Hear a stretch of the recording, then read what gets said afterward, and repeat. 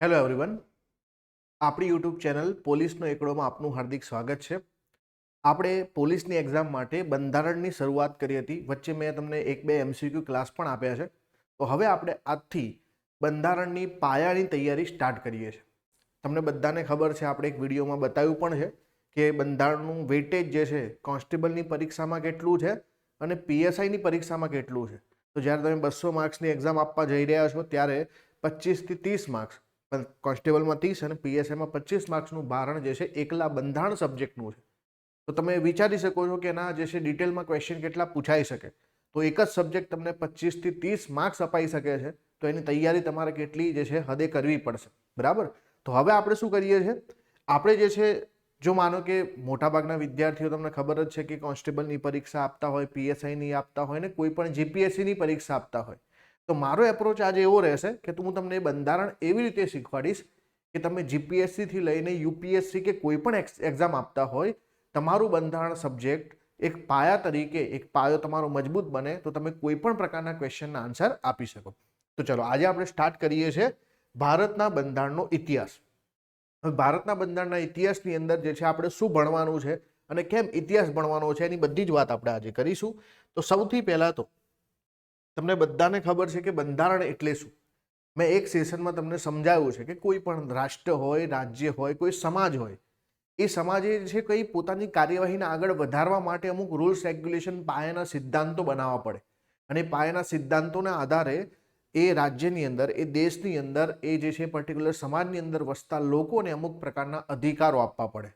આપણે સરકારોએ બનાવવી પડે ને, જોડે લોકોના અધિકારો આપવા પડે. અને આ બધું જે છે એક જે છે મૂળભૂત કોઈ એક ડોક્યુમેન્ટ બનાવવામાં આવે, એમાં લખવામાં આવે તો એને આપણે જે છે કહીએ છીએ બંધારણ. તો જુઓ, રાષ્ટ્ર, રાજ્ય અથવા સામાજિક જૂથના મૂળભૂત સિદ્ધાંતો અને કાયદા જે સરકારની સત્તાઓ અને ફરજો નક્કી કરે અને જોડે લોકોના ચોક્કસ અધિકારોની ખાતરી આપે, એને આપણે દેશનું બંધારણ કહીએ.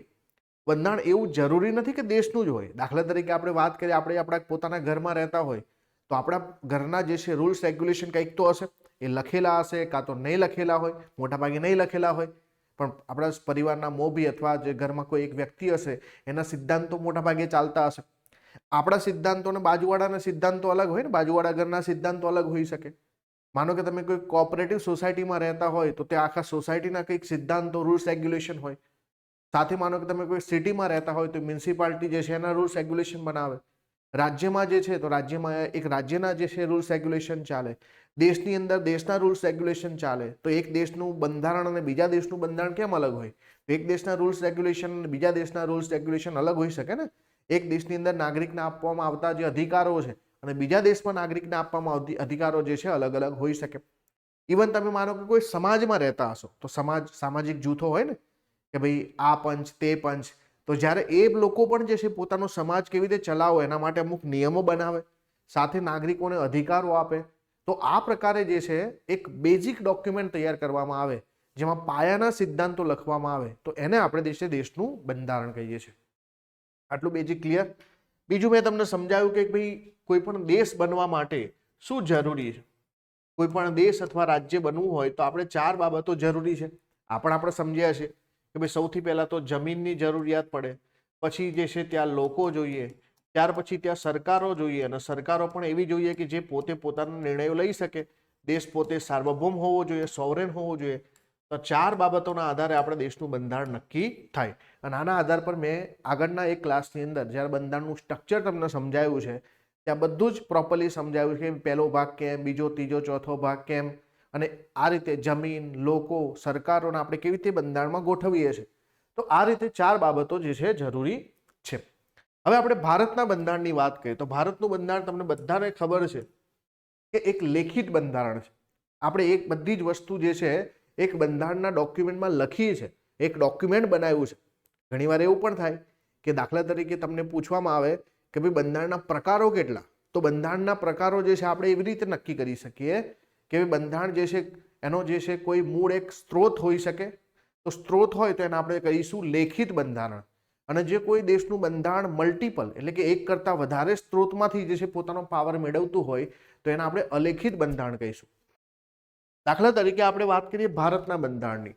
તો ભારતનું બંધારણ એક ડોક્યુમેન્ટ છે, કોન્સ્ટિટ્યુશન ઓફ ઇન્ડિયા. ભારતનું બંધારણ એ ફક્ત એક જ ડોક્યુમેન્ટ છે જેમાંથી બધી જ પોતાની સત્તા જે છે પ્રાપ્ત કરે છે. એટલા માટે ભારતનું બંધારણ લેખિત બંધારણ છે, અમેરિકાનું બંધારણ લેખિત બંધારણ છે, દુનિયાના મોટાભાગના બંધારણ લેખિત બંધારણ છે. પણ અમુક બંધારણો એવા હશે જ્યાં એ બંધારણ જે છે ના રૂલ્સ રેગ્યુલેશન અલગ અલગ ડોક્યુમેન્ટમાંથી આવતા હશે, અલગ અલગ પ્રથાઓમાંથી આવતા હશે. દાખલા તરીકે બ્રિટનનું બંધારણ જે છે અલેખિત બંધારણ છે, ઇઝરાયલનું બંધારણ અલેખિત બંધારણ છે, ન્યુઝીલેન્ડનું બંધારણ અલેખિત બંધારણ છે. તો લેખિત અને અલેખિત જે છે બંધારણ પોતાની સત્તા ક્યાંથી પ્રાપ્ત કરે છે, એક સિંગલ ડોક્યુમેન્ટ છે કે મલ્ટિપલ ડોક્યુમેન્ટ છે, એના આધારે નક્કી કરીએ. ઘણા જે નવા વિદ્યાર્થીઓ એમને એવું લાગે કે લેખિત અને અલેખિતનો મતલબ એવો થાય કે લેખિત એટલે લખેલું હશે ને અલેખિત એટલે કે મોઢે મોઢે ચાલતું હશે. પણ મોઢે મોઢે ચાલતું હશે એવું ના હોય. ત્યાં કેવું હોય કે ત્યાં એવા દેશોની સંસદ પાસે એટલો બધો પાવર હોય કે બંધારણને ગમે ત્યારે બદલી શકે.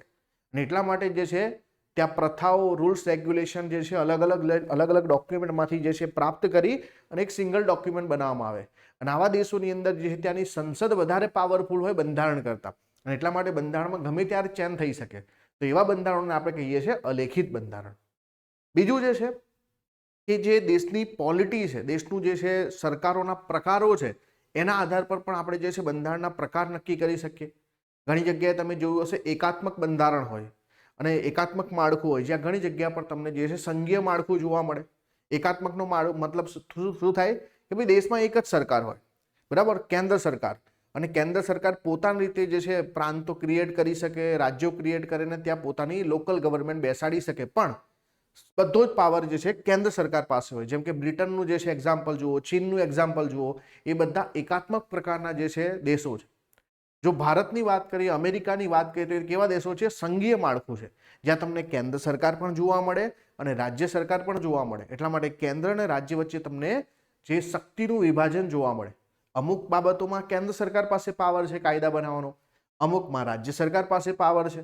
અને ઇવન ભારતમાં તો આપણે જે છે નીચલી સરકારો, જેને લોકલ ગવર્મેન્ટ બોલીએ છીએ આપણે, લોકલ સેલ્ફ ગવર્મેન્ટ, તો એ જે છે સ્વશાસનના એકમો તરીકે આપણે જે છે ગ્રામ્ય અને શહેરી બંને પ્રકારની જે સરકારો આપણે ઊભી કરી છે 73 અને 74માં સુધારા દ્વારા.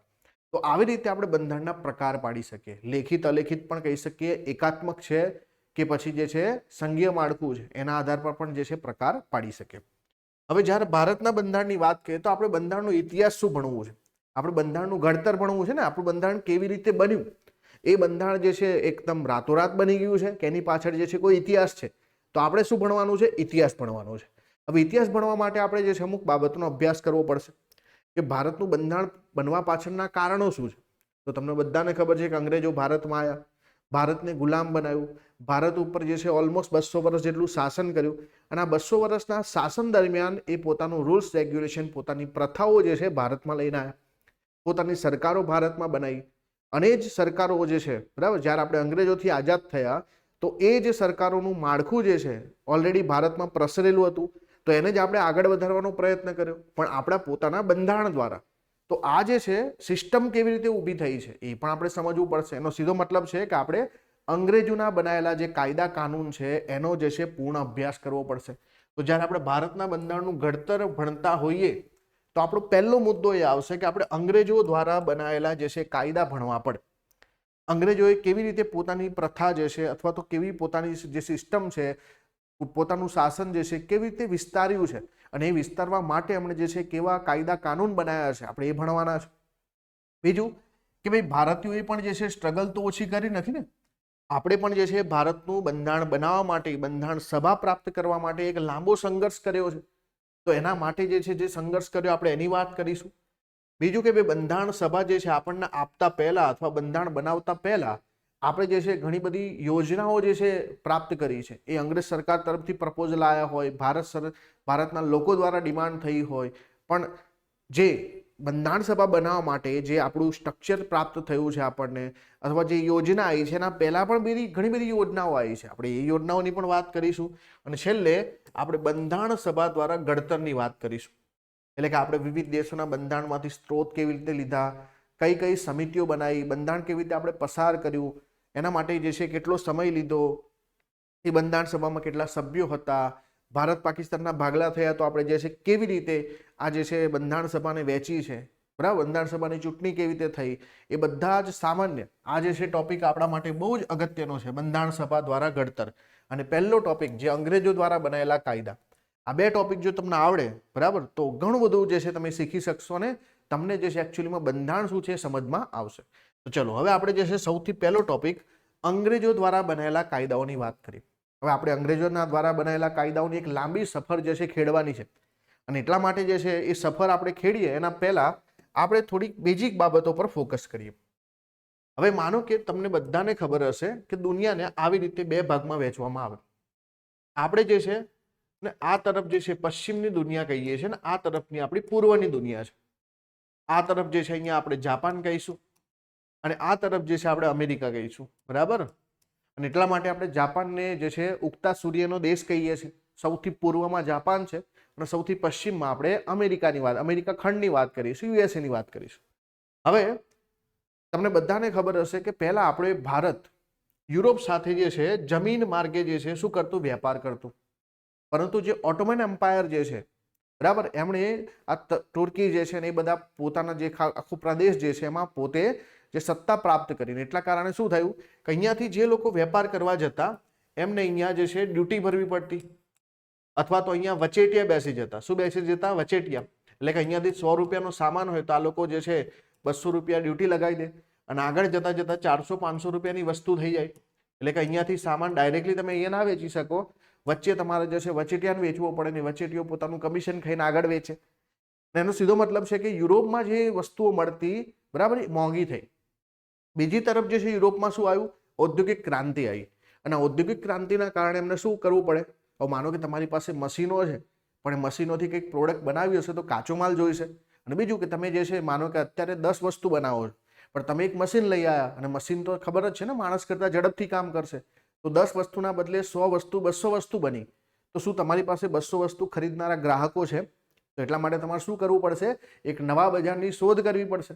અને એટલા માટે જે શું થયું કે ભાઈ અહીંયા તો એક તો કાચો માલ મોંઘો થઈ ગયો, અને બીજું કે વસ્તુ વેચવા માટે જે છે તમારે એક બજારની જરૂર હતી. તો યુરોપની અંદર શું થયું કે ભાઈ એક સ્પર્ધા ચાલુ થઈ કે આપણે દુનિયાના અલગ અલગ દેશો તરફ જઈએ અને અલગ અલગ દેશોનો સીધો જળમાર્ગ શોધીએ.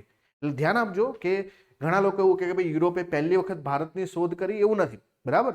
એક શબ્દ હોય ડિસ્કવરી અને એક શબ્દ હોય ઇન્વેન્શન. આ બેમાં ફરક છે. આપણે તો પહેલાથી હયાત જ છીએ અને આપણે યુરોપ સાથે પહેલાથી વ્યાપાર કરતા, પરંતુ આપણે કયા માર્ગે? સડક માર્ગે કરતા, જમીન માર્ગે કરતા. પરંતુ યુરોપે જે છે એવી વાત કરી કે આપણે હવે શું કરીએ? હવે આપણે જે છે સીધો જ જળમાર્ગની શોધ કરીએ. અને એટલા માટે જળમાર્ગે જે છે, બરાબર, તમને ખબર હશે કોલમ્બસના બધા જે છે વ્યક્તિઓ નીકળ્યા. એક વ્યક્તિ તો અહીંયા સીધા નીકળ્યા અને અહીંયા જે છે આવતા એમને ઊંઘ આવી ગઈ, તો યુએસએ તરફ જતા રહ્યા. અને યુએસએમાં ગયા તો પણ એમણે શું કર્યું? એમને તો પોતાના પૂરા જીવન દરમિયાન એવું જ લાગ્યું કે મેં ભારતની શોધ કરી છે. એટલા માટે બિચારા જે અમેરિકામાં રહેતા જે લોકો છે એમણે રેડ ઇન્ડિયન નામ આપી દીધું, અને એમના મગજમાંથી ઇન્ડિયા નીકળ્યું નહીં, અને એટલા માટે એમણે રેડ ઇન્ડિયન્સ નામ આપી દીધું. બિચારા હજુ રેડ ઇન્ડિયન્સ તરીકે ઓળખાય છે. પછી બીજા એક વ્યક્તિ આવે છે, એમને ઊંઘ આવવાની તૈયારી તો હતી જ, પણ શું થયું? અહીંયા આપણા જે છે ગુજરાતી વ્યક્તિ મળી ગયા, અને ગુજરાતી વ્યક્તિ ખબર ને તમને ઘરે સુધી મૂકી જાય. તો એટલા માટે એમણે જે છે ભારત તરફનો માર્ગ જે છે બતાવ્યો, અને એટલા માટે કલિકટ બંદર પર જે છે આ વ્યક્તિ ઉતર્યા. તો આ આપણે ઇતિહાસ જાણીએ છીએ. હિસ્ટ્રીમાં તમે ઘણું બધું જાણતા હશો કે ભાઈ જમીન માર્ગથી જે છે સડક જે છે આપણે જળમાર્ગ તરફ કેવી રીતે આવ્યા, જળમાર્ગની શોધ થઈ, અને જળમાર્ગની શોધ થઈ એટલે પછી એક યુરોપિયન પ્રજાઓ ભારતમાં આવે છે, ભારતમાં વ્યાપાર કરે છે, અને ભારતમાં જે છે, બરાબર, પોતે જે સામાન લઈને આવે છે વેચીને અહીંયાથી જે છે મરી મસાલા, તેજાના, કાચો માલ બધો ભરીને જે છે યુરોપ લઈ જાય છે, અને 10 ગણા, 50 ગણા, 100 ગણા, 200 ગણા પૈસા જે છે ત્યાં કમાય છે. હવે વિચારો કે એક વ્યક્તિ અહીંયા આવીને આટલું બધું કમાતો હશે, એટલે બીજા વ્યક્તિઓ આવશે, બીજા દેશોએ આવશે, અને આમ એક પછી એક જે છે યુરોપિયન પ્રજાઓ ભારતમાં આવવાનું સ્ટાર્ટ થાય છે. તો આવી રીતે જે છે, બરાબર, ભારતની અંદર જે છે પ્રજાઓ આવે છે. આ આટલું જાણીએ છીએ આપણે. હવે શું થાય છે કે બ્રિટનના જે રાણી છે એ પણ એમને પણ થાય છે કે આપણે પણ આ સ્પર્ધામાં ઉતરીએ, અને એટલા માટે એમણે જે છે એક કંપની બનાવવામાં આવે છે. એ કંપનીનું નામ આપી દેવામાં છે ઈસ્ટ ઇન્ડિયા કંપની, બરાબર. કંપનીનું નામ શું છે? East India company. કેમ આપણે ઈસ્ટ ઇન્ડિયા કંપની કહીશું? કે આ પશ્ચિમમાં છે, તો એ લોકો પૂર્વ તરફ વ્યાપાર કરવા માટે, આ તરફ એમના માટે શું થશે? પૂર્વ. તો પૂર્વ તરફ વ્યાપાર કરવા માટે કંપની બનાવવામાં આવે છે, એનું નામ છે ઈસ્ટ ઇન્ડિયા કંપની. એટલે કે ભાઈ પૂર્વ તરફ જે છે અને એ લોકો ઇન્ડિયા જે છે અને જેટલા પણ આપણા આસિયાનના કન્ટ્રી છે એમની સાથે વ્યાપાર કરવા માટે જે છે ઈસ્ટ ઇન્ડિયા કંપની જે છે બનાવે છે. અને ત્યાંના રાણી એ કંપનીને ઇજારો આપે છે કે ભાઈ હવે જે છે ઇંગ્લેન્ડમાંથી આ એકમાત્ર કંપની હશે જેને પૂર્વ તરફ જે છે વ્યાપાર કરવાનો પરવાનો મળે છે. પરવાનો મતલબ ખબર ને, બીજી કોઈ કંપની જે છે તે વ્યાપાર ના કરી શકે, એકાધિકાર પ્રાપ્ત થઈ જશે. તો આવી રીતે ઈસ્ટ ઇન્ડિયા કંપની ભારતમાં આવે છે ને વ્યાપાર કરે છે. હવે ઈસ્ટ ઇન્ડિયા કંપની ભારતમાં શું કરે છે? માનો કે કોઈ પણ કંપની હોય તો એનું કામ વ્યાપાર કરવાનું હોય, પણ અહીંયા આવીને એવું લાગે છે, પેલું કહેવાય ને ઇંગ્લિશમાં એક શબ્દ છે બરાબર, વ્હાઇટ મેન જે છે બર્ડન. વ્હાઇટ મેન બર્ડનનો શું મતલબ થાય? એનો મતલબ એવો થાય કે એમને અહીંયા આવીને એવું લાગે છે કે અરે રે બરાબર, આ પ્રજા તો જુઓ, આ કેટલી ગરીબ પ્રજા છે, કેટલી ભોળી પ્રજા છે. અને એવું નથી લાગતું એમને, ગરીબ અને ભોળી પ્રજા નથી લાગતી. એમને એવું લાગે છે કે આ કેટલા જે છે અશિસ્તવાળા લોકો છે બરાબર, આ કેવા આદિવાસી લોકો છે. એમના શબ્દોમાં કહીએ આપણે તો એ લોકો એવું કહે છે કે ભાઈ આ તો બહુ ટ્રાઇબલ લોકો છે, એમને જે છે જીવન જીવવાનું જે છે કોઈ મતલબ ને કહેવાય કે ભાઈ એમની પાસે જે છે કોઈ પર્ટિક્યુલર કોઈ જીવનની રીત નથી. એમના શબ્દોમાં કહીએ તો આવું છે. આપણા માટે ટ્રાઇબલ લોકો જે છે આપણે તો જીવન વર્ષોથી આવું જીવતા આવ્યા છે. આપણે તો જે છે જંગલમાંય રહેતા અને અહીંયા જે છે બધી રીતે રહેતા, તો આપણા માટે તો આ જે છે એક પ્રાઉડની બાબત છે. પણ અંગ્રેજોને એવું લાગતું કે અહીંયા જે છે આ લોકોનો ઉદ્ધાર કરવા માટે ભગવાને અમને અહીંયા જે છે જન્મ આપ્યો છે, તો આને કહેવાય છે વ્હાઇટ મેન બર્ડન. તો એમને એવું લાગે છે કે અમારા પ્રજાને સુધારવી પડશે, એટલા માટે અહીંયા આવીને એ લોકો શું કરે છે કે વ્યાપાર તો કરે જ છે, પણ સાથે સાથે અહીંના રાજા મહારાજાઓ સાથે જે છે બરાબર સંધિઓ કરે છે. અહીંયા જે છે એ લોકો પોતે પોલિટિકલ બાબતોમાં, રાજકીય બાબતોમાં પણ ઉતરે છે. અને એટલા માટે જેમ જેમ એ યુદ્ધો ચાલુ કરે છે, પોતાની સેના ભાડે આપે છે, અને આવું કર્યા પછી એના હાથમાં શું આવે છે ને, જે પ્લાસીનું યુદ્ધ આ બધું થયા પછી તમને ખબર હશે કે એમના હાથમાં બંગાળમાં ક્યાંક ને ક્યાંક જે છે મહેસૂલ ઉઘરાવવાની સત્તા એમને પ્રાપ્ત થાય છે. મહેસૂલ ઉઘરાવવાની સત્તાનો શું મતલબ કે હવે જે કામ એકચ્યુઅલીમાં સરકારનું હોય, એ સરકાર આપણા દેશમાં આપણે જીવી રહ્યા છે, તો આપણે જે છે સરકાર આપણા માટે ઘણું બધું કરે ને, શિક્ષણની વ્યવસ્થા કરે, રોડ રસ્તા ઊભા કરે. તો તમને થતું હશે ક્યારે કે આ પૈસા ક્યાંથી આવે? વડાપ્રધાન તો એમનું નામ લખી નાખે, મુખ્યમંત્રી એમનું નામ લખી નાખે કે મેં આ રાજ્યમાં આટલા પૈસા આપ્યા, પણ ખરેખર એ એમના પૈસા છે? ના, એ એમના પૈસા નથી. એ પબ્લિક પર્સમાંથી આવે, એ જાહેર જે છે આપણો જે ખજાનો છે એમાંથી આવે. અને જાહેર ખજાનામાં પૈસા ક્યાંથી આવે? તો સરકાર આપણા પર અલગ અલગ પ્રકારના ટેક્સ નાખે બરાબર. હવે તો આપણે શ્વાસ લેવાનો પણ ટેક્સ જે છે આપવાના છીએ થોડા સમયમાં. બાકી બધી જ પ્રકારનો ટેક્સ આપીએ છીએ ને આપણે કોઈ પણ વસ્તુ બજારમાંથી ખરીદીએ તો જે છે જીએસટી લાગે. અત્યારે પેટ્રોલ ખરીદો, ડીઝલ ખરીદો, પણ એના પર પણ જે છે અલગ અલગ પ્રકારના એક્સાઇઝ ડ્યુટી, વેટ ને બધું લાગે. બીજી તરફ જે છે તમે જે છે કોઈ ઇન્કમ કમાવો છો, તમે ઇન્કમ ટેક્સ ભરશો. તમે માનો કે કોઈ કોર્પોરેશન ચલાવો, કંપની ચલાવો, તો કોર્પોરેશન ટેક્સ ભરશો અને કોર્પોરેટ ટેક્સ ભરશો. તો આવી રીતે તમે અલગ અલગ પ્રકારના જે ટેક્સ ભરો છો એને આપણે શું કહીએ? એ તો રેવન્યુ છે સરકારનું, એ તો આવક છે, અને એ આવકમાંથી જે છે સરકાર સેવા કરે. તો એક કંપની જે ફક્ત વ્યાપાર કરતી હોય અને એની પાસે શું આવી જાય છે? વ્યાપાર કરવાની સાથે સાથે એની પાસે જે છે મહેસૂલના પણ રાઈટ આવી જાય છે. અને એટલા માટે એ કંપની જે છે બે કામ કરે છે, વ્યાપાર તો કરે જ છે અને જોડે જોડે પોતાની પાસે એક પ્રદેશ છે જેની અંદર જે છે પોતે મહેસૂલ પણ ઉઘરાઈ શકે છે. પણ મહેસૂલ ઉઘરાવવાની સત્તામાં એવું હતું કે ભાઈ બરાબર, માનો કે આપણે પાસે સરકાર જે છે ટેક્સ લે છે, તો સરકારે આપણું વેલફેર પણ કરવું પડે ને, સરકારે આપણું કલ્યાણ પણ કરવું પડે. પણ એ વખતે એવું હતું કે બેવડી પ્રથા હતી કે ભાઈ મહેસૂલ અંગ્રેજો ઉઘરાવવાનું, જ્યારે રાજ્યનું શાસન જે છે ત્યાંના જે લોકલ રાજા મહારાજાઓ એમણે કરવાનું. હવે રાજા મહારાજા પાસે પૈસા જ ના હોય તો એ દેશનું જે છે શાસન કેવી રીતે કરી શકે? પર્ટિક્યુલર પોતાના પ્રદેશનું શાસન કેવી રીતે કરી શકશે? અને આ જે છે સમસ્યા હતી. પણ અંગ્રેજો તો અંગ્રેજો છે, એમણે તો આ પ્રથા પોતાની ચાલુ રાખી. હવે ધીમે ધીમે જે છે આ અંગ્રેજો દેશમાં પોતાનું શાસન જમાવવાનો પ્રયત્ન કરે છે. જે ઈસ્ટ ઇન્ડિયા કંપની છે આ પોતે જે છે બે પ્રકારના કામો કરે છે. ખ્યાલ આવી ગયો ને? એક તો જે શું કામ કરે છે? પોતે જે છે વ્યાપાર કરે છે, તો સામાન વેચશે અને ખરીદશે, એમાંથી જે છે પૈસા પ્રાપ્ત કરે. અને બીજું જે છે પોલિટિકલ કામો છે, રાજકીય કામો છે, કે જેની અંદર જે છે બરાબર સેના ભાડે આપવાનું થાય, એમાંથી પૈસા પ્રાપ્ત થાય. સાથે સાથે યુદ્ધો લડવાનું કામ, પોતે જે છે નવો વિસ્તાર પ્રાપ્ત કરવાનું કામ, એમાંથી મહેસૂલ ઉઘરાવવાનું કામ, આ બધા જેના પોલિટિકલ કામો થશે. હવે જેમ જેમ ઈસ્ટ ઇન્ડિયા કંપની ભારતમાં પોતાના પગ પેસારો કરે છે, વધુ ને વધુ વિસ્તાર પોતાના હસ્તક લાવે છે, તો કંપનીમાં એક સમસ્યા આવે. કંપનીમાં સમસ્યા શું આવે? આ સમજવા જેવું છે. આ જો સમજશો તો તમને એક્ટ સમજાશે. કંપનીની અંદર જે છે માનો કે ઇંગ્લેન્ડથી જે છે જે કર્મચારીઓ જે છે જોઈન કરવામાં આવે ઈસ્ટ ઇન્ડિયા કંપનીમાં, એ લોકો જે છે બિચારા ત્યાંના ગરીબ લોકો હોય, બરાબર, ગરીબ એટલે મધ્યમ વર્ગના ગરીબ લોકો જેમની પાસે કોઈ પ્રોપર્ટી ના હોય, એ લોકો જ્યારે કંપની જોઈન કરે ભારતમાં આવે તો ભારતમાં તો જે છે અઢળક તકો છે, અને અહીંયા એ લોકો શું કરતા, પોતાનો ખાનગી વ્યાપાર કરી નાખતા, કંપનીના નામ વ્યાપાર કરવાના બદલે ખાનગી વ્યાપાર કરી નાખે, પોતે ડાયરેક્ટલી વસ્તુ વેચી દે, પોતે જે છે પોતાની સત્તામાં આવતી જે છે જવાબદારીઓ જે છે અથવા તો પોતાના પાવરનો મિસયુઝ કરીને પોતે જે છે ક્યાંક ને ક્યાંક જે છે ખાનગી ટ્રેડ કરે અને એમાંથી જે છે પૈસા પ્રાપ્ત કરે. હવે જ્યારે આ વ્યક્તિ જે છે ઇંગ્લેન્ડમાં પાછો જાય ને તો જહાજો ભરી ભરીને જાય, એની પાસે ફૂલ પ્રોપર્ટી હોય, બરાબર, ખૂબ જે સંપત્તિ હોય, અને જ્યારે કંપનીનું સર્વૈયું આવે તો કંપનીનું ઓડિટ થાય તો કંપની તો જે છે વાર્ષિક જે છે ખોટ કરતી હોય. વિચારો તમે કે ભાઈ ત્યાંના કર્મચારીઓ જે છે અઢળક સંપત્તિ કમાય અને ત્યાંની જે છે એકચ્યુઅલીમાં કંપની છે ખોટ કરતી હોય, તો કંઈક તો ખોટું થઈ રહ્યું છે ને. આપણે આજે દેશમાં જ છે ને કે દેશમાં જે સરકારી કર્મચારીઓ છે એમની સંપત્તિ વધતી ને વધતી જાય છે, પણ જે છે સરકાર એઝ અ જે કામ કરે છે એની પાસે આપણે રેવન્યુની વાત કરીએ કે ભાઈ સરકાર પાસે જે આવકો પ્રાપ્ત થવી જોઈએ, ટેક્સ પ્રાપ્ત થવા જોઈએ, એટલા થતા નથી, ભ્રષ્ટાચાર થઈ રહ્યો છે ને મોટા પ્રમાણમાં, આવું આપણે જાણીએ છીએ. તો આવી જ સિસ્ટમ અંગ્રેજોના સમયમાં પણ હતી. અંગ્રેજોના સમયમાં ઈસ્ટ ઇન્ડિયા કંપનીમાં મોટા પાયે ભ્રષ્ટાચાર થતો, લોકો જે ત્યાંના જે વેપારીઓ છે અથવા ત્યાંના જે અધિકારીઓ છે ક્યાંક ને ક્યાંક ડાયરેક્ટલી સાંઠગાંઠ કરી લેતા અને કંપની ખોટમાં જતી. હવે આ ઈસ્ટ ઇન્ડિયા કંપની કેવી હતી? એ સ્ટેક હોલ્ડરની કંપની હતી, એટલે કે એવું કહી શકે કે ભાઈ ઘણા બધા લોકોએ ભેગા થઈને કંપની બનાવી હતી, તો એના જે અંદર જે છે ઘણા બધા જે છે અને સ્ટોકના જે છે માલિકો હતા, તો એમને પણ ચિંતા થાય, અને એટલા માટે જે છે આ કંપની ઉપર ક્યાંક ને ક્યાંક નિયંત્રણ મૂકવા માટે આપણે પહેલો એક કાયદો લઈને આવીએ છીએ, અને અહીંયાથી જ ક્યાંક ને ક્યાંક જે છે અંગ્રેજોના બનેલા કાયદાઓની શરૂઆત થાય છે. ક્લિયર થયું ને? કંપનીમાં મોટા પાયે ભ્રષ્ટાચાર ચાલતો અને આની ફરિયાદો ઇંગ્લેન્ડમાં થાય તો ઇંગ્લેન્ડની સંસદને પણ એવી ચિંતા થાય ને કે આ કંપની કરે છે શું?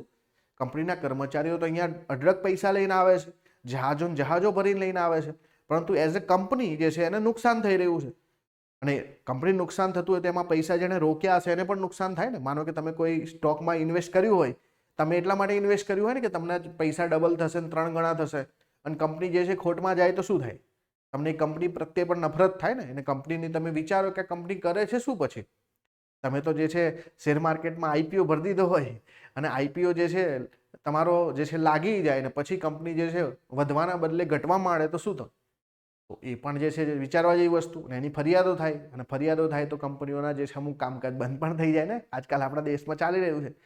તો આવું જે છે સંસદમાં જે છે ફરિયાદો થઈને સંસદે એટલા માટે બ્રિટનની સંસદે ઈસ્ટ ઇન્ડિયા કંપની ઉપર નિયંત્રણ મૂકવા માટે પહેલો કાયદો લઈને આવે છે, અને ત્યાંથી શરૂઆત થાય છે રેગ્યુલેટિંગ એક્ટ 1773, જેને આપણે કહીએ છીએ નિયામક ધારો. આ નિયામક ધારા પછી એક થોડા સમય પછી એક્ટ આવે છે, જેમ કે પીટનો ધારો આવે છે, પછી ચાર્ટર એક્ટ આવે છે. ચાર્ટર એક્ટ જે છે 1, 2, 3, 4 આવે છે, અને ત્યાર પછી જે છે અહીંયા ગવર્મેન્ટ ઓફ ઇન્ડિયા એક્ટ 1858 આવે, પછી 1861 આવે, 1892 આવે, 1909 આવે, 1919 આવે, 1935 આવે, અને પછી ભારતીય સ્વતંત્રતા અધિનિયમ આવે.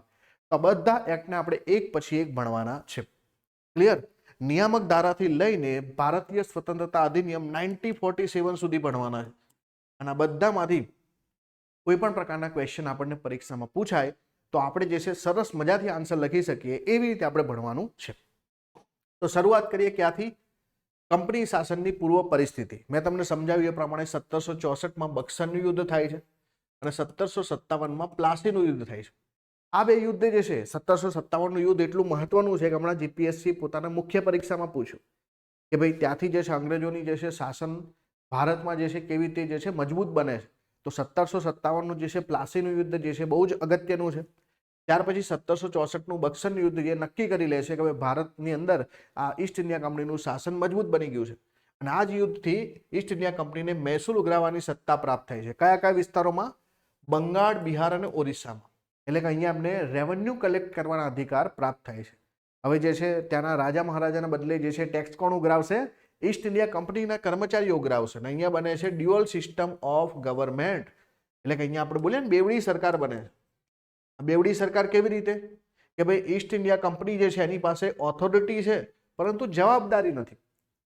માનો કે એનું કામ શું છે? ટેક્સ ઉઘરાઈને જતા રહેશે, એટલે પૈસા આવી ગયા અને પાવર એની પાસે છે, પણ એ લોકોનું કલ્યાણ કરવા માટે એની પાસે જે છે કોઈ જવાબદારી નથી, એને કોઈ જે છે પ્રકારની જવાબદારી નિભાવવા નથી.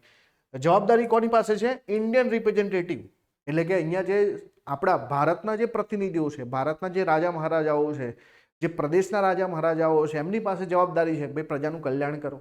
હવે પોતાનું કલ્યાણ ના કરી શકે, પ્રજાનું કેવી રીતે કરી શકશે? પોતાની પાસે કલેક્શન જ નથી ટેક્સનું. અને એટલા માટે જે છે આવી બધી પરિસ્થિતિમાં કંપની પાસે ખૂબ પૈસા આવે છે અને કર્મચારીઓ પાસે જે છે અઢળક જે છે પાવર હોવાના કારણે અહીંયા બને છે રેમ્પન્ટ કરપ્શન એન્ડ પ્રાઇવેટ ટ્રેડ. એટલે કે અહીંયા શું થઈ રહ્યા છે કે એકચ્યુઅલીમાં કંપની જે છે પ્રોફિટેબલ બનવી જોઈએ, એના બદલે શું બને છે, ત્યાંના અધિકારીઓ જે છે ખૂબ મોટું કરપ્શન કરે છે, ખાનગી ટ્રેડ કરે છે. એના કારણે જે છે એ લોકોનું તો કલ્યાણ થાય છે, પરંતુ જે કંપની જે છે એનું દેવાળું આવે છે. કર્મચારીઓ અમીર બનતા જાય ને કંપની દેવાળામાં જાય. આપણે બોલીએ છીએ ને કે આપણા જે સરકારી નોકરી જે છે પ્રાપ્ત કરવા માટે લોકો જે છે તો એમના મોટાભાગનું 40% લોકોનું તો કવરેજ આ જ આવે કે ભાઈ એક ટાવર પકડાય કે ભાઈ અહીંયા જઈને પૈસા વધારે મળશે, બરાબર. સેવા કરવી છે એ તો જે છે ગૌણ વસ્તુ બને છે. તો જે પહેલી વસ્તુ છે કે ભાઈ કંઈક ને કંઈક જે છે ને ભ્રષ્ટાચાર કરતા હોય, ભાઈ સરકારનું જે થવું એ થાય. તો આવું અહીંયા જ છે, ભાઈ કંપનીનું દેવાળું છે, જે કર્મચારીઓ જે છે અમીર બની રહ્યા છે. અને આના જ કારણે જે છે આ કંપની શાસન ઉપર ક્યાંક ને ક્યાંક નિયંત્રણ મૂકવા માટે આપણે શું લઈને આવીએ છીએ? આપણે લઈને આવીએ છીએ એટલે કે બ્રિટનની સંસદ લઈને આવે છે નિયામક ધારો અથવા નિયમન ધારો, જેને આપણે ઇંગ્લિશમાં બોલીએ છીએ રેગ્યુલેટિંગ એક્ટ. આ રેગ્યુલેટિંગ એક્ટ કયા વર્ષમાં આવે છે? 1773માં આવે છે. ક્યારે આવે છે? 1773માં. હવે જુઓ, અંગ્રેજો જે છે ભારતમાં જે પ્રકારે પોતાની સત્તા જમાવે છે એના બે સ્ટેજ છે, અને આ બે સ્ટેજ જે છે સમજવા જેવા છે. આપણે બે સ્ટેજને આવી રીતે સમજીશું કે રેગ્યુલેટિંગ એક્ટથી જે શરૂઆત થાય છે 1773થી, બરાબર. અહીંયાથી જે છે કંપનીમાં કેન્દ્રીયકરણની શરૂઆત થાય છે. કેન્દ્રીયકરણની શરૂઆત. કેન્દ્રીયકરણનો મતલબ શું? સેન્ટ્રલાઇઝેશન બોલીએ ને આપણે કે ભાઈ બધી સત્તા જે છે કોઈક વ્યક્તિના હાથમાં હોવી જોઈએ. એટલે કે એક વ્યક્તિ, એક ઓથોરિટી હોવી જોઈએ જે જવાબદાર હોય આ બધાના ઉપર જે છે વોચ કરવા માટે. તો અહીંયાથી જે છે આપણે 1773થી એકચ્યુઅલીમાં કેન્દ્રીયકરણની શરૂઆત કરીએ છીએ. ધીમે ધીમે અલગ અલગ એક્ટ દ્વારા કેન્દ્રીયકરણને મજબૂત બનાવતા જઈએ છીએ અને મજબૂત બનાવતા બનાવતા 1833નો જે ચાર્ટર એક્ટ આવે છે, આ ચાર્ટર એક્ટમાં જે છે આપણે આખા દેશને એક જ વ્યવસ્થા અંતર્ગત લઈ આવીએ છીએ, જેનું નામ છે governor of India. Governor general of India બોલીએ ને આપણે, તો ગવર્નર જનરલ ઓફ ઇન્ડિયા જે છે એના અંતર્ગત આખી વ્યવસ્થાને લઈ આવવામાં આવે. એટલે કે સંપૂર્ણ કેન્દ્રીયકરણ થઈ જાય. અહીંયા આ સંપૂર્ણ કેન્દ્રીયકરણ થયા પછી આપણે અહીંયા જે છે એક આવશે 1858નો એક્ટ, અને આના અંતર્ગત આપણે ઈસ્ટ ઇન્ડિયા કંપનીનું શાસન ખતમ કરીને સીધું બ્રિટિશ તાજનું શાસન લઈ આવીશું.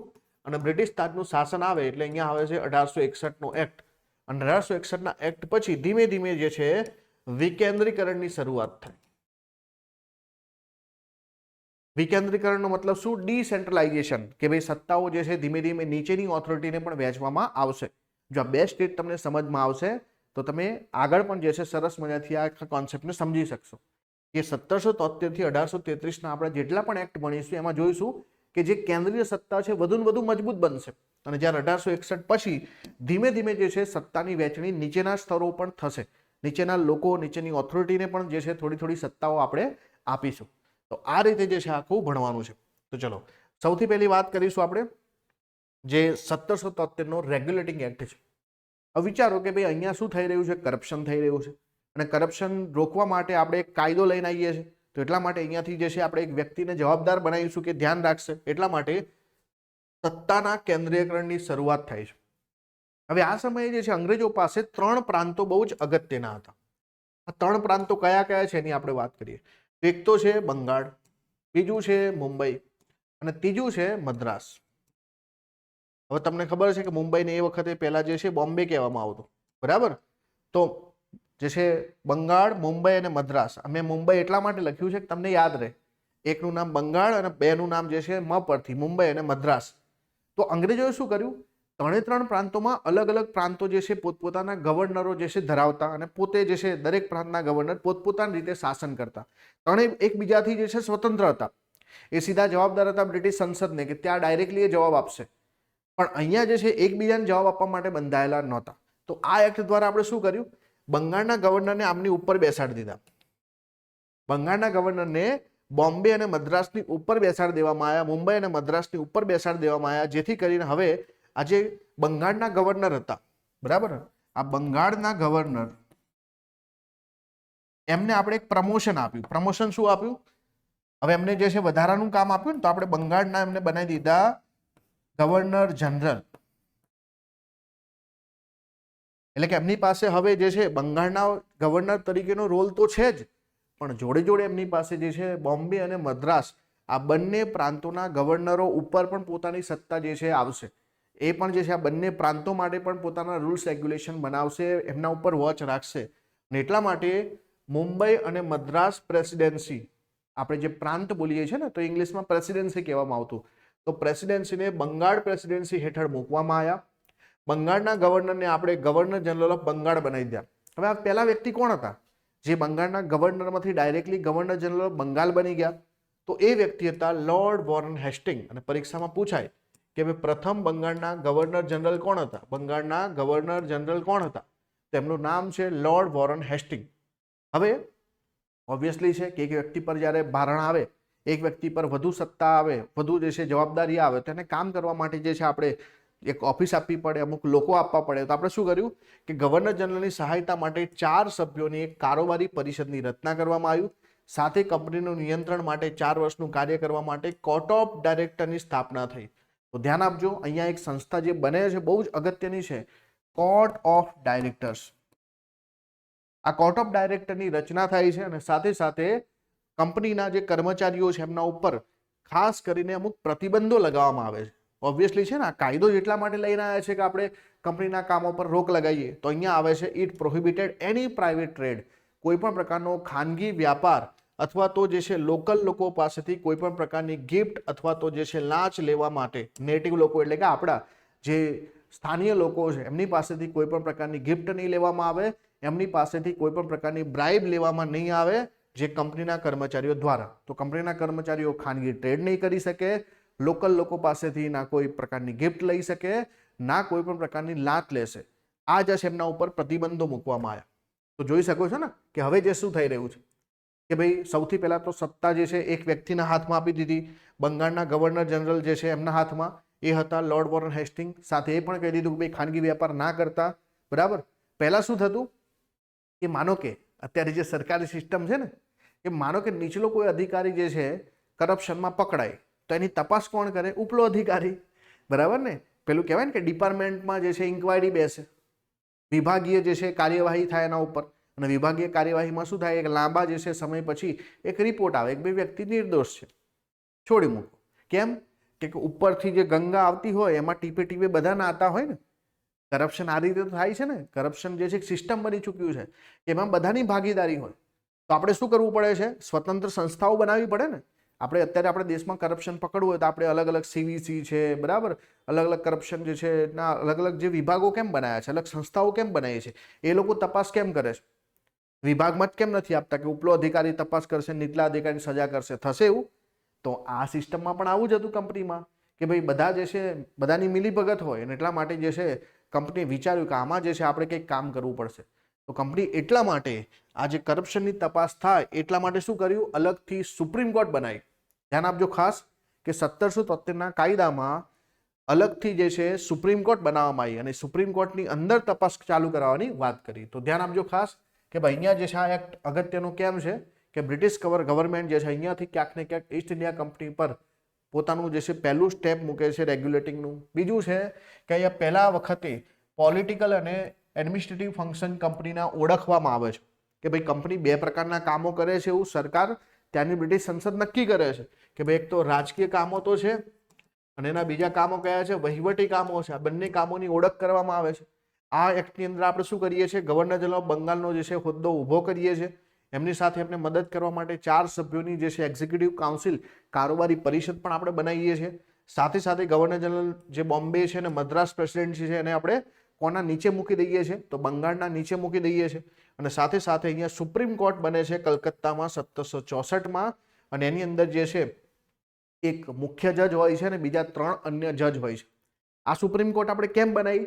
તે સુપ્રીમ કોર્ટનું મુખ્ય કામ હતું કંપનીમાં કોઈ વ્યક્તિ પર જે છે આરોપો લાગે કંપનીના કર્મચારીઓ પર, તેની તપાસ કરવા માટે આ સુપ્રીમ કોર્ટ બનાવી છે.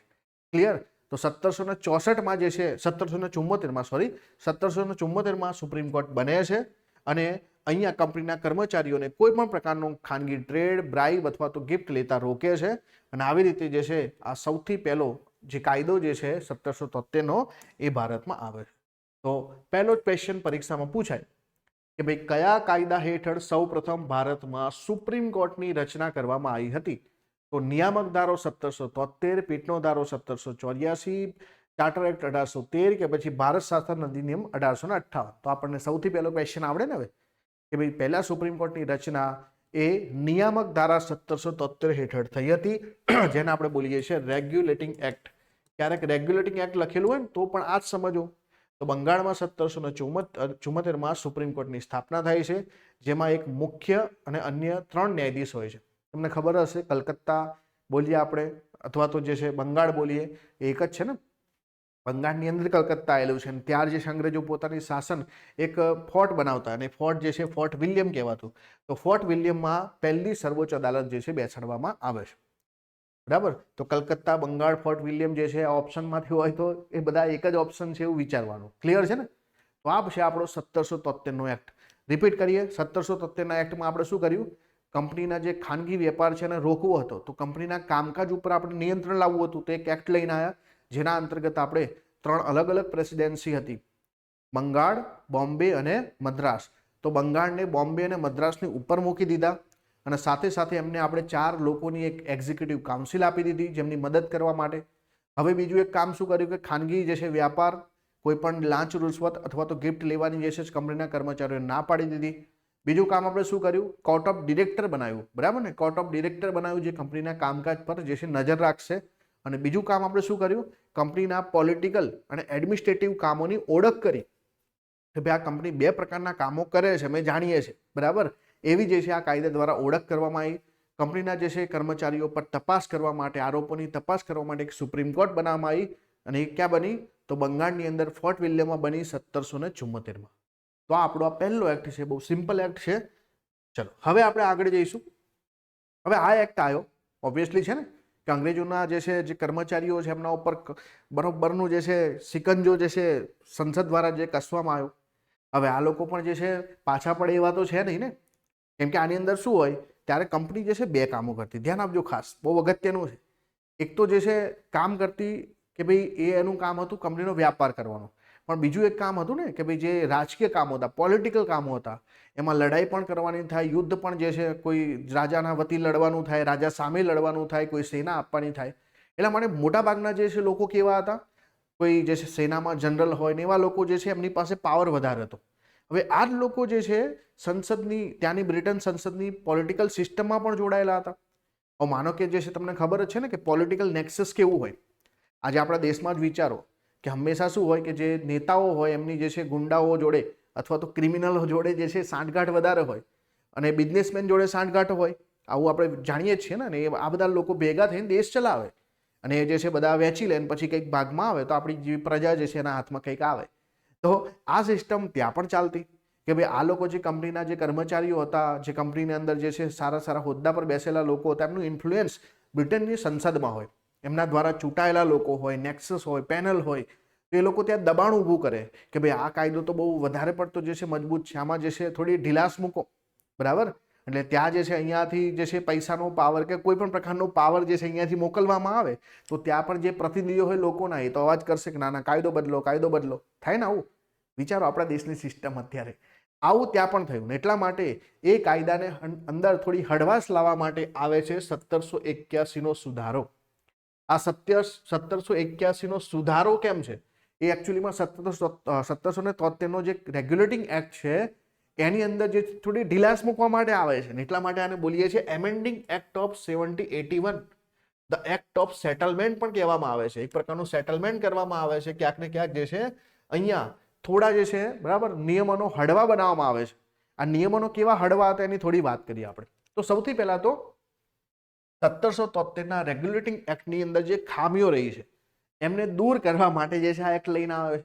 હવે જે છે તમે કોઈ એક્ટ બનાવો છો તો એવું તો કહેશો ને કે ભાઈ આગળના એક્ટમાં કંઈક ભૂલો હતી, અમે સુધારીએ છીએ. બીજું જે છે કે ભાઈ સેટલમેન્ટ એક્ટ આપણે કેમ કહીએ છીએ? ઓબ્વિયસલી છે ને કે આગળના એક્ટમાં જે ભૂલો છે એને સુધારીએ એટલે સેટલમેન્ટ એક્ટ. હવે આ કાયદાની વિશેષતા શું હતી એની વાત કરીએ. પહેલું તો હતું કે ભાઈ ગવર્નર જનરલ અને કાઉન્સિલે તેમની સત્તાવાર ક્ષમતામાં તેમના દ્વારા કરવામાં આવેલા કાર્યો માટે સુપ્રીમ કોર્ટના અધિકાર ક્ષેત્રમાંથી મુક્તિ આપી. તેવી જ રીતે તેણે કંપનીના નોકરને તેમની સત્તાવાર ક્રિયાઓ માટે સુપ્રીમ કોર્ટના અધિકાર ક્ષેત્રમાંથી પણ મુક્તિ આપી. તો વિચારો કે જે કામ માટે તમે સુપ્રીમ કોર્ટને લઈને આવ્યા હતા કે જો તમે કોઈ ટ્રેડ કરશો, ખાનગી ટ્રેડ અથવા તો કોઈ ભ્રષ્ટાચાર કરશો, તમારી ઉપર તપાસ થશે, તો આ લોકોએ શું કીધું કે વારંવાર અમને કોર્ટમાં બોલાવવામાં આવે, આવું ના ચાલે. અમે મારું ઓફિશિયલ કામ કરતા હોય તો કોર્ટમાં બોલાવવામાં આવે. તો પછી અહીંયા છૂટ આપી કે ભાઈ જે ગવર્નર જનરલ સાહેબની કાઉન્સિલ છે અથવા તો કંપનીના કર્મચારીઓ છે એ પોતાની સત્તાવાર ક્રિયાઓ કરતા હશે, તેમના ઉપર સુપ્રીમ કોર્ટની અંદર કાર્યવાહી ચલાવવામાં નહીં આવે. બીજું શું કીધું કે તેમાં મહેસૂલ બાબતોને સુપ્રીમ કોર્ટના અધિકાર ક્ષેત્રમાંથી મહેસૂલની જે છે વસૂલાતમાં ઉદ્ભવતી બાબતોને બાકાત રાખવામાં આવી. હવે અહીંયા પણ એ કીધું કે ભાઈ આપણે તો કંપનીનો જે વ્યાપાર છે એના ઉપર જે છે નિયંત્રણ મૂકવું છે ને, જે મહેસૂલી બાબતો છે તો અલગ કામ છે, તો આના ઉપર જે છે સુપ્રીમ કોર્ટના દાયરામાંથી એને બાકાત કરો. બીજું તે પ્રદાન કરે છે કે સુપ્રીમ કોર્ટને કલકત્તાના તમામ રહેવાસીઓ પર અધિકાર ક્ષેત્ર હોવું જોઈએ. હવે એકચ્યુઅલીમાં સુપ્રીમ કોર્ટ શેના માટે લાવ્યા હતા? ઈસ્ટ ઇન્ડિયા કંપનીમાં ભ્રષ્ટાચાર થાય છે તો એના કર્મચારીઓ પર જે છે તપાસ કરવા માટે. પણ અંગ્રેજો હોશિયાર છે, એમણે શું કર્યું કે ભાઈ કલકત્તામાં રહેતા તમામ લોકોને લાગુ પડશે, જે સામાન્ય લોકો છે એમના પર પણ સુપ્રીમ કોર્ટના કાયદા કાનૂન લાગુ પડશે. ભલે ને પછી જે છે બરાબર અલગ અલગ કાયદાથી સંચાલન થતું. પહેલા આપણી પાસે યુનિફિકેશન નહોતું ને, આપણે કોડિફિકેશન નહોતું કર્યું કાયદાઓનું, તો હિન્દુઓના કાયદા અલગ હતા, મુસ્લિમોના કાયદા અલગ હતા, દરેકનું પોતપોતાના કાયદા પ્રમાણે શાસન ચાલતું. તો હવે આમણે કીધું કે આપણે જે છે બધાને ભેગા કરીશું ને આ સિસ્ટમ બધા ઉપર લાગુ કરીશું, અને સાથે પ્રાંતીય અદાલતોમાંથી અપીલ ગવર્નર જનરલ ઇન કાઉન્સિલમાં લઈ શકાય, સુપ્રીમ કોર્ટમાં નહીં. વિચારો કે ભાઈ ઉપર જે છે એક મૂળ પ્રાંત છે, નીચે અલગ અલગ પ્રાંતો છે, તો પ્રાંતની જે છે કોઈ અપીલ આવે, માનો કે આપણે હાઈકોર્ટમાંથી અપીલ કરીએ તો સુપ્રીમ કોર્ટમાં જવી જોઈએ. હવે આ લોકો શું કહે છે કે પ્રાંતમાંથી કોઈ અપીલ કરશો તો ગવર્નર જનરલની કાઉન્સિલમાં જશે, સુપ્રીમ કોર્ટમાં જશે નહીં. અને ગવર્નર જનરલ કાઉન્સિલે પ્રાંતીય અદાલતો અને પરિષદો માટે નિયમો ઘડવાની પણ સત્તા આપી દીધી. તો ટૂંકમાં આ કાયદો શું કહે છે? આ કાયદો સુપ્રીમ કોર્ટની સત્તાને ઓછી કરે છે અને ગવર્નર જનરલની કાઉન્સિલની સત્તાને વધારે છે. એટલા માટે કેન્દ્રીયકરણ વધુ મજબૂત બને છે કે અહીંયા જે છે એક જ વ્યક્તિ અને એની પરિષદ પાસે વધુ ને વધુ સત્તા આવે છે. સુપ્રીમ કોર્ટના દાયરામાંથી આ લોકોને ધીમે ધીમે બહાર કાઢવામાં આવે છે, ઇવન ભારતીય પ્રજાની અંદર ઘુસાડવામાં આવે છે. ભારતીય પ્રજા માટે જે છે આ કાયદો જે છે વધુ મજબૂત બનાવવામાં આવે છે. તો આ છે આપણો 1781નો એમેન્ડિંગ એક્ટ. તો એમેન્ડિંગ એક્ટ જે છે આ પ્રકારે કામ કરે. અને હવે જે છે આપણે ભણીશું પીઠનો ધારો. આ પીઠનો ધારો આપણા માટે બહુ જ અગત્ય છે, બરાબર. પીટ્સ એક્ટ જેને ઇંગ્લિશમાં કહેવામાં આવે. આ પીટ્સ એક્ટ કેમ કહેવામાં આવે એ સમજીએ પહેલા. તો આ એક્ટ જે છે એ બ્રિટિશ પાર્લામેન્ટમાં લાવવામાં આવ્યું હતું. એ વખતના જે વડાપ્રધાન હતા એમનું નામ હતું વિલિયમ પીટ, અને એટલા માટે જે બ્રિટનના વડાપ્રધાન વિલિયમ પીટ હતા એમના નામ પરથી જ આ એક્ટ આવે છે, જેમનું જે છે આપણે એમને ઓળખીએ છીએ પીટ્સ એક્ટ તરીકે ઓળખીએ છીએ. હવે એકચ્યુઅલીમાં આ કેમ લાવવામાં આવે છે એની થોડી આપણે વાત કરીએ. તો આપણે જોયું કે રેગ્યુલેટિંગ એક્ટ પણ આવ્યું, હવે આપણે જોયું કે ભાઈ એમેન્ડિંગ એક્ટ પણ આવ્યું. તો હવે આપણે જે છે કંપની શું કરે છે સમજી ગયા, કંપનીની અંદર જે છે કેવા કેવા કામો છે સમજી ગયા. એટલા માટે આ લોકો એવું કહે છે કે ચલો આપણે કંપનીને જે છે બે ભાગમાં જ વહેંચી નાખીએ, બે કામો અલગ અલગ છે તો બે કામ જ કરીએ. અને એટલા માટે અહીંયાથી રાજકીય કાર્યોને નિયંત્રિત કરવા માટે બોર્ડ ઓફ કંટ્રોલ બનાવવામાં આવે છે. તો તમને થશે કે બે ભાગ કેવી રીતે થયા? તો એક જ થયો ને. પણ યાદ રાખો 1773માં આપણે શું કર્યું? 1773માં આપણે કોર્ટ ઓફ ડિરેક્ટર બનાવ્યું અને 1784ના એક્ટમાં આપણે જે છે બોર્ડ ઓફ કંટ્રોલ બનાવી દીધું. હવે વિચારો આ બે ભાગ થઈ ગયા ને. રાજકીય કામો જે છે એના માટે બોર્ડ ઓફ કંટ્રોલ બનાવી દીધું, એટલે કે અહીંયા તમારે જે છે બરાબર મહેસૂલ કરાવવાનું થાય, યુદ્ધો લડવાના થાય, આ બધું રાજકીય કામ. અને કોર્ટ ઓફ ડિરેક્ટરમાં જે છે કયું કામ? તો ભાઈ વ્યાપારી કામ, બરાબર ને. કોમર્શિયલ કામ જે છે શેમાં આવશે? Court of director. અને યાદ રાખવા માટે કેવી રીતે યાદ રાખવાનું? કોર્ટ ઓફ ડિરેક્ટર સી પરથી જે છે કોમર્શિયલ એટલે કે વ્યાપારી કામો આવશે, અને board of director, board of control અથવા બોર્ડ ઓફ ડિરેક્ટર જે છે એ શેના માટે આવશે? રાજકીય કામ માટે આવશે.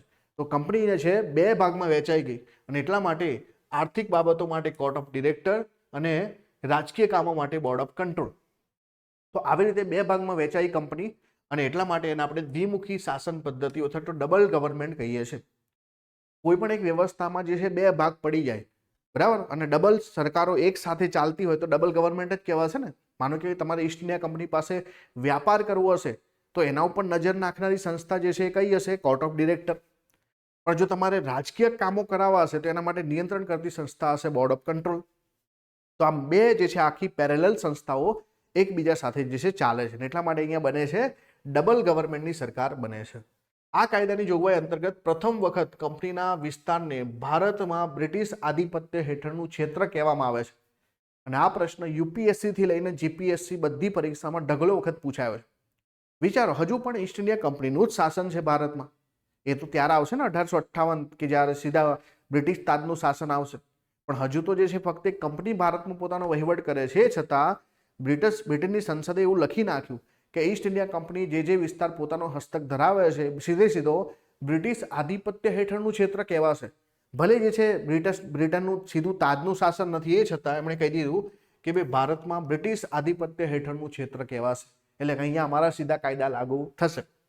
કંપનીના વ્યાપારી અને રાજકીય કાર્યો વચ્ચે તફાવત દર્શાવે છે.